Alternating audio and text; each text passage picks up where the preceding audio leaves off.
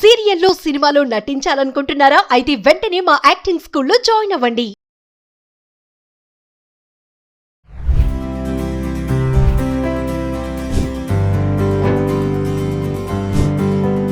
నమస్తే, welcome back to Suman TV. Present మనతో పాటు ఉన్నారు family counsellor, motivational speaker, public speaker Rajani Rama గారు.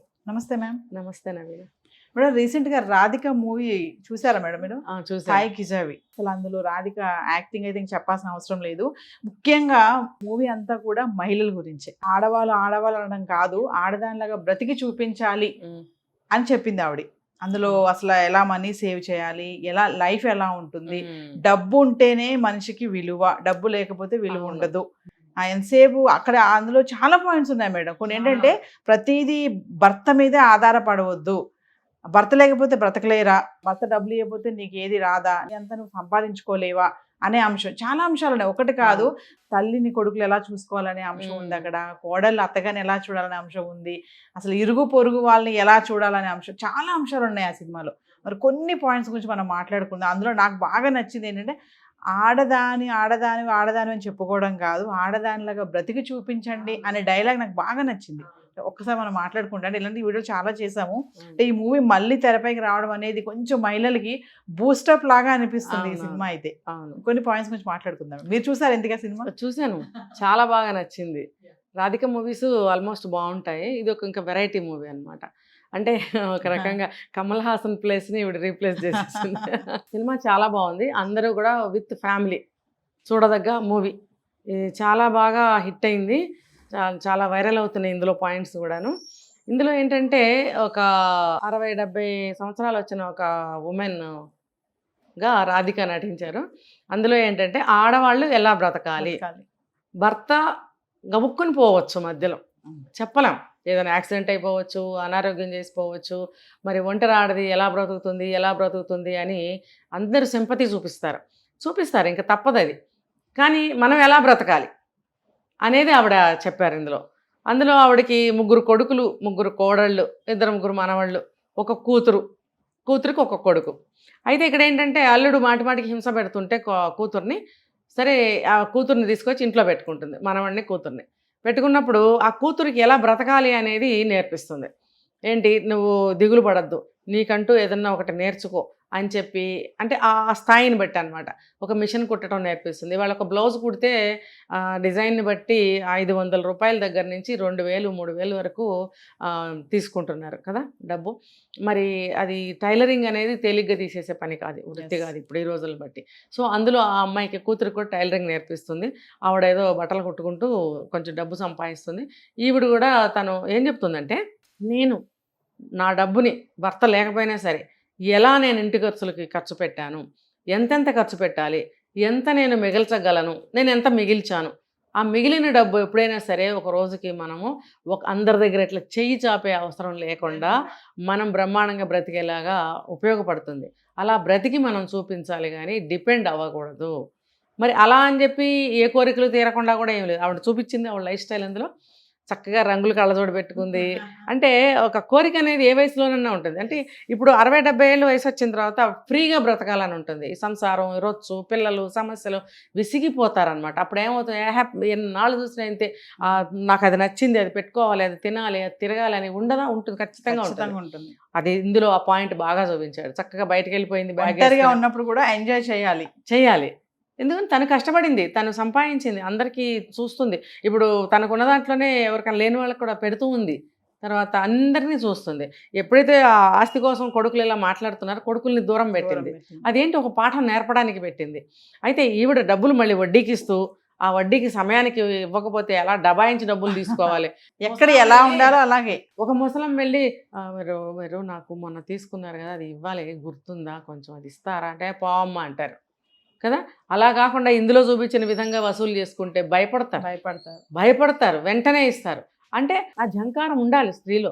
ఏ సమయానికి ఆ మాట, ఎక్కడ కమాండింగ్ ఉండాలి, ఎక్కడ అథారిటీ ఉండాలి, ఎక్కడ మనం మెల్లగా మాట్లాడాలి, ఎక్కడ ప్రేమ చూపించాలి, అన్ని సమపాళల్లో బాగా ఆమె చూపించింది అంటే అలా ఉండాలి అని నేర్పించింది అంట నేనైతే. మేడం అయితే మీరు చెప్పారు కదా, ఆ సినిమాలో ఇంకొక పాయింట్ ఏంటంటే శుక్రవారం ఎక్కడికో బస్సు ఎక్కి వెళ్తుంది, ఎక్కడికి వెళ్తుంది ఏంటి, ఏమైనా బ్యాంకులో డబ్బులు వేస్తుందని వీళ్ళందరూ ఆలోచిస్తుంటే తీరా చూస్తే మనకు చూపించిన స్క్రీన్లో ఏంటంటే చక్కగా ఆమె ఎంజాయ్ చేస్తూ సంత జాతరలో మన సినిమాకి కూడా వెళ్తుంది, ఇష్టమైన కొనుక్కొని తింటుంది, తిరుగుతుంది, శారీ కొనుక్కుంటుంది. అంటే ఒంటరిగా ఉన్నా కూడా ఎంజాయ్ చేయాలి లైఫ్ అనే అదొక పాయింట్ కూడా చెప్పారు అందులో ఆ మూవీలో. అవును, అదే కూపస్తమండూకంలాగా ఇంట్లో పడే అడవకుండా ఏదో పొదుపు సంసారం అనుకోకుండా కొంత మనని కూడా చూసుకోవాలి. అంటే ఆవిడ పెద్ద ఆవిడ అయిన తర్వాత చెప్తుంది ఆ మాట. వయసు అప్పటి నుంచి అంటే పిల్లలు సంసారంతో చేయలేకపోవచ్చు. అందుకనే ఆఫ్టర్ 60-65 తర్వాత ఆడవాళ్ళకి కొన్ని కోరికలు ఉంటాయి ఇలాంటివే. నేను సరదాగా తిరగాలి, ఫ్రీ బర్డ్ లాగా, సంసారం జింజట్ లేకుండా పిల్లల్ని సంకనేసుకుని బ్యాగ్ ఒకటి పట్టుకొని వెళ్తుంటాం ఎక్కడికి వెళ్ళినా. స్టేజెస్ని బట్టి ఆడవాళ్ళ చేతిలో బ్యాగ్ లేకుండా ఎక్కడన్నా చూసారా మీరు? అంటే అఫ్కోర్స్ ఉండాలి, కాకపోతే అది ఒక భారంగా ఒక బాధ్యతగా అదే బతుకులు అనమాట. కానీ అలా కాకుండా ఫ్రీగా వెళ్ళాలి, నేను ఒక్కదాన్నే వెళ్ళాలి, నాకు కావాల్సిన కొనుక్కొని నేను సంచిలో వేసుకోవాలి అన్న పద్ధతి అనమాట. వెళ్తుంది, వెళ్ళి చక్కగా కలర్ సోడా తాగుతుంది, కూల్ డ్రింక్ తాగుతుంది, చక్కగా కలర్ అద్దాలు పెట్టుకుంటుంది, ఒక మూవీ చూస్తుంది, నాటీగా చూడండి గోలీ కొడుతుంది, అదేమో ఇదే లాస్ట్ అమ్మా అంటాడు వాడిని కింద ఇలా కొట్టేసి వాడిని ఆ బొమ్మ ఎత్తుకుని ఎంజాయ్ చేస్తుంది లైఫ్, ఆ నాటితనం అనమాట. అలా ఆవిడ ఆ చిన్న చిన్న ఎంజాయ్మెంట్లు మళ్ళీ ఇంటికి వెళ్ళేటప్పుడు ఏదో కొనుక్కొని వెళ్ళడము ఇంట్లో ఉన్న వాళ్ళకి. అట్లా ఏంటంటే మనకంటూ ఒక చిన్న చిన్న కోరికలు, ఒక చిలిపితనాలు ఉంటాయి, వాటిని కూడా మనం మిస్ అవ్వక్కర్లేదు. అదేమన్నా పెద్ద ఖర్చు ఏమి కాదు. ఆ వయసులో ఆవిడ తిరిగితే ఎక్కడ తిరిగింది అని ఎవరు అనరు. ఇంకా మరి ఇంకా ఆ టైం మిగిలింది ఆవిడకి, ఆ మిగిలిన టైంలో కూడా కొంత ఆనందాన్ని వెతుక్కోవడం అనమాట. సో ఆ సినిమా కూడా చూసి ఎంజాయ్ చేసి ఇంటికి వస్తుంది ఆవిడ. అంటే ఒక్కళ్ళే వెళ్ళి సినిమా చూసి రండి అని కాదు, ఎలా వీలైతే అలా మీ ఎంజాయ్మెంట్ మీరు చూసుకోవచ్చు. నేను ఒంటరి ఆడదాన్ని కాబట్టి నేను ఒకదాన్నే వెళ్ళాను. కొంతమంది భార్యాభర్తలు 60-70 ఏళ్ళు వచ్చినప్పుడు దిగులుగా ఇంట్లో ఎలా కూర్చుంటూ ఉంటారు. ఎందుకు? మీరు కాలు చేయి ఆడినంత వరకు సందు చివరి వరకన్నా వెళ్ళి రావచ్చు కదా, లేకపోతే గుడి ఉంటే గుడికి వెళ్ళండి, షాప్ ఉంటే షాప్కి వెళ్ళండి, పోయిందేముంది, తప్పేమీ లేదు. ఒకసారి అక్కడ చిన్న హోటల్ ఉందంటే వెళ్ళి ఇద్దరు టీ తాగి రావచ్చు, తప్పేంటండి? ఈ రోజుల్లో అన్నీ మారిపోయినప్పుడు ఏదో పనులన్నీ చేస్తున్నప్పుడు టీ తాగటానికి తప్పేముంది? జనాలు అలా ఉన్నప్పుడు మనం వెళ్ళి టీ తాగితే తప్పేం లేదు. అలా అదే మనసుకి స్వేచ్ఛ అండి అది. మనసుకి స్వేచ్ఛ. 4 అవ్వగానే 5 అవ్వగానే కాసేపు పడుకోవాలనిపించినా సరే, తలనొప్పి వచ్చినా సరే లేచి సదరు మొగుడు గారికో ఇంట్లో ఉన్న వాళ్ళకో టీ పెట్టి ఇవ్వాలనే విషయం ఉంటుంది చూసారా, అది ఇష్టం ఉండదు. మనసుకి ఒక బందికాన అలా ఇప్పుడు లేవాలి, చచ్చిన టీ పెట్టాలి. అది ఎప్పటికీ అది కట్ అవుతుంది ఆ విషయం. ఇవాళ నేను టీ పెట్టక్కర్లేదు అమ్మాయి అని పడుకునే రోజు ఎప్పుడు వస్తుంది చెప్పండి? నిజంగా అది అందులో ఉండి అనుభవించాలన్నమాట, లేకపోతే తెలీదు. మరి అలాంటి ఫీలింగ్ కోసం భర్త పెట్టచ్చు, పెట్టలేదనుకోండి సరదాగా అలా వెళ్ళి తాగి రావచ్చు. కాస్త నడిచినట్టు ఉంటుంది, వెలుతురు మొహం చూసినట్టు ఉంటుంది, అక్కడ ఎంజాయ్ చేసినట్టు. ఆ వయసులో అంతగాని పెద్ద పెద్ద ఎంజాయ్మెంట్స్ పాపం వాళ్ళకి ఉండవు. ఏదో పట్టుబట్టలు కొనేసుకుందాం, ఫంక్షన్లకు వెళ్ళిపోదాం, అలాంటివి ఉండకపోవచ్చు. చిన్న చిన్నవి నెరవేర్చుకోవడానికి తప్పలేదు. కాబట్టి అలా కూడా చేసుకోవచ్చు. ఇవి అందులో చూపించారు ఆవిడ. జంటగా అయినా చేసుకోవచ్చు, సింగిల్ ఉంటే సింగిల్ చేసుకోవచ్చు. ఇంకా చివరిగా వస్తాయి మేడం, మరి ఇన్వెస్ట్మెంట్, మహిళలు డబ్బులు ఎలా ఆదా చేసుకోవాలి? రేపొద్దుట నా భర్త ఇవ్వాలి, నా అత్త ఇవ్వాలి, నా మామ ఇవ్వాలి, మా అన్న ఇవ్వాలి, చెల్లి ఇవ్వాలి, ఒకరి మీద ఆధారపడకుండా మన దగ్గర మనమే డబ్బుల్ని రోజు ఖర్చులు పోను ఎంత జాగ్రత్త పెట్టుకోవాలి అనే అంశం మీద కూడా లాస్ట్లో ఆడపిల్లలందరూ పైకి రండి అని పిలుస్తుంది. కొడుకులను ఎవరిని పిలవదు, మళ్ళీ అక్కడ ఆడపిల్లలందరినీ రమ్మంటది. కూతురు, కోడలు, మనవరాలు, వాళ్ళందరికీ కొంచెం లైన్స్, కొంచెం మంచి మాటలు చెప్పి ఇలా ఉంది అని చెప్పేసి తీసుకోండి బంగారం అని వాళ్ళకే ఇస్తుంది. మళ్ళీ ఆవిడ ఏంటంటే ఎలా పొదుపు చేయాలని ఊరికే 2 ముక్కల్లో చెప్పారు. వీడికి కూర్చోబెట్టి గంటలు చెప్పలేరు కదా మూవీలో. అంటే వామన గుంటలు అని చెప్పి ఆ ఆట పేరు ఇంట్రడ్యూస్ చేస్తారు. చాలామందికి తెలియదు, చాలామంది ఆడి ఉండరు కూడా, నాకు తెలీదు. అయితే దాన్ని ఎలా ఉన్న ఒక ఇన్ని ఉన్నాయి, గవ్వలేవో ఉన్నాయి, వాటిల్ని ఎలా ఖర్చులకి మనం డిస్ట్రిబ్యూట్ చేయాలి, ఎలా మన డబ్బు సేవ్ చేయాలి అని అంటే ఖర్చులకి పోను అంటే నేను కూడా కొన్ని సందర్భాలు ఏం చెప్తానంటే ఖర్చులకు పోంగా మిగిలింది తీసి దాయండి అనే కంటే ముందుగానే కొంత తీసి మనం సేవింగ్స్ దాంట్లో పడేసినట్టయితే మిగిలిన దాంట్లో కొంచెం ఖర్చు పెడుతూ అందులో కూడా కొంచెం మిగిల్చామనుకోండి, అది గ్రేట్. అది మన యొక్క టాలెంట్ మీద ఆధారపడి ఉంటుంది. ఇంటి ఇల్లాలు కొంతమంది ఒక పాల ప్యాకెట్ ఉందనుకోండి, 2 కప్పులు టీ పెడతారు. అది 450 ml ఎంత ఉంటుంది ఒక ప్యాకెట్, దాన్ని 2-3 కప్పులు టీయే పెడతారు. ఎంత లేని సమయంలోనైనా సరే ఆ బాధ్యత తెలీదా? మనకి డబ్బు లేని సమయంలో ఉన్నాము, మనం పాల ప్యాకెట్ చాలా జాగ్రత్తగా వాడుకోవాలి అనేది వాళ్ళకి అర్థం కాదు. అలాగే కూరగాయలు తీసుకోండి, ఇంకొకటి తీసుకో, ఎంత డబ్బు లేని సమయంలో కూడా కేజీ మటన్ తెచ్చి వండుకుని తినేయాలి. కేజీ మటన్ అంటే 1000 అబవ్ ఉంది. మరి అంత ఖర్చు ఎందుకు? మన జీవనాన్ని బట్టి మనం ఖర్చు పెట్టాలి అనేది ఆవిడ చెప్పారు అందులో. ఉన్న దాంట్లోనే ఖర్చు పెట్టి ఇంకా మిగిల్చడానికి ట్రై చేయాలి. అప్పుడు ఏమవుతుందంటే ఒక రోజున ఏమీ లేని రోజున మనం అమ్మ అయ్యా అని చెప్పి భిక్షం అడుక్కున్నట్టుగా అడుక్కునే రోజు మనకు రాదు. ఈ డబ్బుతో మనం బ్రహ్మాండంగా బ్రతకచ్చు. అంటే 5 రూపాయలు 10 రూపాయలు అని కాదు, లైఫ్ మొత్తంలోకి మనం ఎంతైనా దాయగలుగుతాం. మన టాలెంట్, మనకు ఇన్కమ్ ఎంత, ఖర్చులు ఎంత, సేవింగ్స్ ఎంత అని మనం ఎప్పుడు చూసుకుంటూ ఉండాలి. ఈ అవేర్నెస్ ఆడవాళ్ళలో చాలా మందికి ఉండదండి. మొగుడు సంపాదిస్తాడు నాకెందుకు, కొంతమంది ఆడవాళ్ళు అంటారు, అదంతా ఆయన చూసుకుంటాడులే, నాకు సంబంధం లేదు అని అంటారు. కానీ ఈవిడ ఏం చెప్పింది? గబుక్కుని భర్తలో ఉండడు, పోతాడు, ఏదన్నా లేకపోతే వదిలేసిపోతాడు, లేదా చనిపోతాడు, ఏదో ఒకటి జరుగుతుంది. అదోగతి అయిపోతుంది సడన్గా నువ్వు హౌస్ వైఫ్ అయినప్పుడు. లేదు నువ్వు చదువుకున్నావు, మంచి ఉద్యోగం చేస్తున్నావు అని అంటే నువ్వు కంటిన్యూ చేయొచ్చు, నీ కాళ్ళ మీద నువ్వు నిలబడచ్చు. అంటే ఇందులో ఆవిడ ఏం చెప్పారంటే ఆడది తన కాళ్ళ మీద తను నిలబడగలగాలి, తన సంపాదన అంటూ ఉండాలి అంటే చిన్న చిన్న పొట్టి గౌన్లు వేసుకుని సాఫ్ట్వేర్ ఉద్యోగాలు చేసి పబ్బులకి డ్రగ్గులకి పెట్టమని కాదు. ఆవిడ అది చెప్పలేదు. ఏ రోజులకైనా సరే నువ్వు ఉద్యోగం చేసేదానివైనా హౌస్ వైఫ్ అయినా డబ్బును నువ్వు ఎలా ఒడిసి పట్టుకోవాలి, ఎలా దాన్ని సేవింగ్స్ చేయాలి. స్థితి అనేది ఎప్పుడు ఎవరికైనా ఒకటే, మంచి అయినా చెడ్డ, మంచి స్థితి ఉండొచ్చు, చెడ్డ స్థితి ఉండొచ్చు. డబ్బులు అబ్బో మాకేమీ తక్కువ లేదు అని అంటే బాగా డబ్బులు గల వాళ్ళు ఆ మాట మాట్లాడచ్చు అని కూడా చెప్పింది ఆవిడ. లేని వాళ్ళ పరిస్థితి ఏంటి? అందుకని మిడిల్ క్లాస్ వాళ్ళు కానీ లోయర్ వాళ్ళు కానీ ఎవరైనా సరే డబ్బును ఎలా జాగ్రత్త చేయాలి అనేది తెలుసుకుని తీరాలి. ఎందుకంటే సిచ్యువేషన్ ఎప్పుడైనా రావచ్చు అటువంటిది. కాబట్టి ఆ స్థితిలో మనం అడుక్కోకర్లా, ఎవరు మన మీద అటాక్ చేయని పరిస్థితుల్లో మనం ఉండాలి.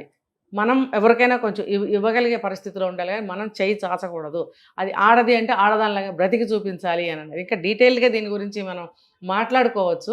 ఇప్పుడు అందులో కోడళ్ళు అనేవాళ్ళు ఎంత బాధ్యతారహితంగా ఉన్నారో చూపించారు. కూతురేమో భర్తతోటి గొడవలతోటి వచ్చి పాపం ఇక్కడ డిపెండెంట్గా ఉంటుంటే ఆ అమ్మాయి ఆనందం ఏమైనా ఉందా మొహంలో? ఎంత బాధపడుతుంది. చివరికి ఆ అమ్మాయికి కూడా తను ముందు నుంచి అబ్జర్వ్ చేస్తూ వచ్చిన బన్నీ కుక్ అనే అతనికి ఇచ్చి పెళ్లి చేసింది. వయసు దాదాపు సరిపోతుంది, కొద్దిగా లావుగా ఉన్నాడు, బాధ్యతగా సంపాదిస్తున్నాడు, ఇరుగు పొరుగు వాళ్ళకి సహాయం చేస్తున్నాడు, కష్టం అంటే నుంచుంటున్నాడు, ఎవరినైనా అర్థం చేసుకునే మనసు ఉంది. కాబట్టి ఆ అబ్బాయికి ఇస్తే నా కూతురు జీవితం బాగుంటుంది అని ఫైనల్ డెసిషన్ ఏం చేశారు ఆవిడ? తాళి దింపాడు, ముఖాన్ని కొట్టించి వీడికిచ్చి పెళ్లి చేసేసింది. అల్లుడు ఏం పీకాడు? ఒకటే ఎగిరాడు, ఇష్టం వచ్చినట్టు మాట్లాడాడు. అత్తగారు మంచంలో ఉంటేనే డప్పులు కొట్టించేశాడు, క్రాకర్స్ కాల్పించేశాడు, చనిపోయి పెట్టించేసి. అంటే అసలు మనసు లేని విధంగా ప్రవర్తించడం అన్నమాట, అంత అహంకారపూరితంగా. అలాంటి వాటితో కూతురు ఎప్పుడైనా సరే బాధపడుతుంది. మరి కోడళ్ళని పిలిచి మీరు అంటున్నారు కదా బంగారం అని చెప్పి, ఎప్పుడైనా సరే ఇందులో ఒక తమిళ్ మూవీ కాబట్టి వాళ్ళ పద్ధతిలో ఆవిడ ఒక మాట చెప్పారు, అది మనకు కూడా అది అప్లికబుల్లే. ఏంటంటే ఒక పొలం కానీ ఒక ఇల్లు కానీ ఆస్తుల్లో కొడుకులకి, తర్వాత అదేంటి తండ్రి తాతల నుంచి కష్టపడి సంపాదించి కష్టార్జితం కాబట్టి నెక్స్ట్ కొడుకులకి వెళ్తుంది. అదే ఈ బంగారం అనుకోండి, ఆవిడ చెప్పింది నేను ఇంత బంగారం నేను నా స్వయం కృషితో నేను సంపాదించాను అని అంటుంది. నా పుట్టింటి నుంచి నేను కొంత తెచ్చుకోవాలి, ఏదో ఇస్తారు కదా పెళ్ళిలో, కానీ ఆవిడ చెప్పడం నా పుట్టింటి నుంచి ఈ గేమ్ ఒకటే నేను తెచ్చుకున్నాను, ఇదంతా నా కష్టార్జితం అని చెప్పింది ఆవిడ. అది కూడా అయి ఉండొచ్చు. ఒక ఆడవాళ్ళు చాలా దాస్తారండి, దాచే ఆడవాళ్ళు ఉన్నారు. మరి ఆ ఆట ద్వారా కానీ తన తెలివితేటలతో కానీ గంభీరంగా ఆవిడ సంపాదించి ఆ బంగారం పెట్టింది. అదేం చెప్పింది? కూతురికి ఏం చెప్పింది. ఇప్పుడు ఈ మధ్యకాలంలో చాలామందికి ఒక పెద్ద డౌటు, బంగారం కూతురులుగా కోడలుగా అన్నప్పుడు స్థిరాస్తులు, ఇళ్ళు, బంగ్లాలు, పొలాలు కొడుకులకి ఇచ్చి ఆ బంగారం అలాంటివి కూడా కొడుకులకే ఇస్తే, కూతుళ్ళకి పెళ్ళిళ్ళలో కొంచెం కట్నం కొంచెం బంగారం ఇచ్చి వదిలించుకుంటే అది అంత తృప్తికరంగా ఉండకపోవచ్చు అమ్మాయిలకి, ఆ తల్లికి కూడా ఉండకపోవచ్చు. ఎందుకంటే ఏదో నామినల్గా ఇస్తాం, పంపిస్తాము, మరి నాదంటూ తనకి ఏదన్నా ఇద్దాము అనే తల్లికి ఉంటుంది కదా. అది లేకుండా ఈ గొడవలు ఒకటి స్టార్ట్ అవుతున్నాయి ఈ మధ్య. ఇందులో చక్కగా డిఫరెన్షియేట్ చేసి చెప్పారు ఆవిడ. ఇల్లు పొలం లాంటివి ఏమన్నా పెద్ద ఉంటే కొడుకులకి, బంగారం ఏదన్నా ఉంటే కూతుళ్ళకి ఇవ్వాలి. కానీ మీరు ఇలాగా ఏడుస్తున్నారు కాబట్టి, ఆడపిల్లలు కాబట్టి మీరు అని చెప్పి లాస్ట్లో ఆడపిల్లలందరూ పైకి రండి అని పిలిచి ఈ జీవిత సత్యాలు ఎలా బ్రతకాలి, నేను ఎలా బ్రతికాను, ఎందుకు ఇలా బ్రతకాల్సి వచ్చిందని అన్నీ చెప్పి వచ్చి తీసుకోండి. అందరినీ నాకు సమానంగా చూసింది అక్కడ కూతురు కోడలు. చూడలేదు, మీకు బ్రతక నేర్చింతనం లేదు, మీరు కష్టపడలేరు, మీరు డిపెండెన్స్, మీరు అడుక్కుంటూ బ్రతుకుతున్నారు కాబట్టి నేను ఇచ్చేస్తున్నా తీసుకోండి. నా కూతురికి నేను బ్రతకడం నేర్పించాను, నా కూతురికి అవసరం లేదు అని కూతురికి ఏం చెప్తుంది? నేను ఒకటి నీకు ఒక మంచి దారి దొరికిందిలే అంటుంది. కూతురు ఏమాత్రం అప్సెట్ అవ్వదు. బంగారం అంతా ఆలకిచ్చేసింది ఏంటంటే ఇంత కూడా అస్సలు. ఆవిడ ఒక మాట చెప్తుంది కూతురు, మా అమ్మని నేను ఒక్కదాన్నే నేను సరిగ్గా అర్థం చేసుకున్నాను మా అమ్మని అంటుంది అక్కడ ఒక డైలాగు. లాస్ట్లో కూడా సైలెంట్గా నుంచి ఉంటుంది. ఆవిడకి బ్రతక నేర్చింతనం నేర్పించాను, ఆవిడ బ్రతుకుతుంది నా కూతురు, బంగారం అవసరం లేదు నా కూతురికి, తర్వాత నీకు ఒక మంచి దారి దొరికిందిలే అంటుంది. ఆ నెక్స్ట్ కట్ చేస్తే ఆ బన్నీ కుక్ తోటి మ్యారేజ్ చేస్తుంది. మరి అబ్బాయి ఎంత మంచోడు కదా, ఎంత బాగా చూసుకుంటాడు భార్యని. ఏమంటాడు, 12 తులాలు బంగారం వస్తే ఒక అమ్మాయికి పెట్టి నేను అమ్మాయిని పెళ్లి చేసుకోవాలనుకుంటున్నాను అంటాడు. అంటే భార్య ఎంత బాగా చూసుకుంటాడో అర్థమైంది. అది ఏదన్నా ఆ ఆస్తి ఏదో కలిసి రాకపోయినా సరే అతను బాధపడలా, చివరికి హెల్పే చేశాడు వీళ్ళకి. అంటే అతను ఏదో రాలేదని బాధపడడు, తను మార్గంలో తనే వెళ్తూ ఉంటాడు, అందరికీ సాయం చేస్తూ ఉంటాడు కాబట్టి మంచి మనసు. కూతురికి అబ్బాయి అయితే సెట్ అవుతాడని తాళి తెంపించేసి అందరిలో పంచాయతీ పెట్టి ఆ అమ్మాయికి ఒక మార్గం చేసింది. అంటే ఒక స్త్రీ తెలివితేటలు ఎలా ఉన్నాయి, ఎలా ఆస్తుల్ని కానీ జీవితాలని కానీ ఎలా సెటిల్ చేసింది, ఈ క్యాపబిలిటీ ఎంతమంది ఆడవాళ్ళకు ఉంది నేను అడుగుతున్నా. ఇది మనం కమ్సే కమ్ నేర్చుకుంటే ఇప్పటి నుంచైనా అది చాలా ఉపయోగకరంగా ఉంటుంది. ఏదో ఒక సినిమా చూసాం వచ్చాం అమ్మాయ అయిపోయింది, బిర్యానీ తినేసి ఇంటికి వెళ్ళిపోదాం, అట్లా కాదు. అందులో ఏం చెప్పారు, మనకి బుద్ధి నేర్పించారు, ఒక నీతి నేర్పించారు, ఒక జాగ్రత్త నేర్పించారు. ఒకటి ఇంకా చెప్పాలంటే ఏ వయసుకి ఆ వయసు గంభీరత్వం. అంటే ఇప్పుడు ఆవిడ అటైర్ చూస్తే మనము సరే ఆ పాత్ర ప్రకారం ఆవిడ పెద్ద అందగత్తె కాదు అనుకుందాం, ఒక ఏజ్ వచ్చాక అలా అయిపోతారు. అయినా కూడా ఆవిడ తన బిహేవియర్ తోటి తన నడవడికతోటి జనాన్ని ఎక్కడోళ్ళని అక్కడ ఎలా నుంచోబెట్టగలిగింది.